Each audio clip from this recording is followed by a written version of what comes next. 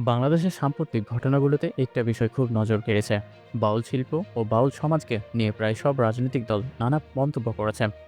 কেউ সমর্থন জানাচ্ছে, কেউ নিন্দা করছে, কেউ আবার নিজের অবস্থান পরিষ্কার করছে। কিন্তু আশ্চর্যের বিষয় হলো, এমন ব্যস্ত রাজনীতিক সময় শুধু একটা দল জামাত পুরোপুরি নীরব।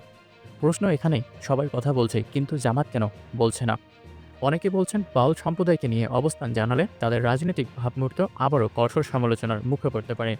কারণ এ দেশের মানুষ জানে অতীতের সাংস্কৃতিক চর্চা, লোকসঙ্গীত, বাউল ধারা এসবের প্রতি জামাতের দৃষ্টিভঙ্গি বরাবরই সংকীর্ণ ছিল। এখন যদি তারা হঠাৎ সমর্থনের কথা বলে, সেটা মানুষ সহজে গ্রহণ করবে না। আবার যদি বিরোধিতা করে, তাহলে পুরো দেশ তাদের বিরুদ্ধে প্রতিক্রিয়াকে ফেটে পড়বে। তাই হয়তো তারা ভেবেছে চুপ থাকা নিরাপদ। আরও একটা কথা বলা হচ্ছে, জামায়াত এখন ঠিক কোন পথে রাজনৈতিক অবস্থান তৈরি করবে, এটা তারা নিজেরাই বুঝে উঠতে পারছে না। কখন যেন ধর্মীয় অবহের কথা বলে, আবারও কখন যেন গণতন্ত্রের ভাষার কথা বলে।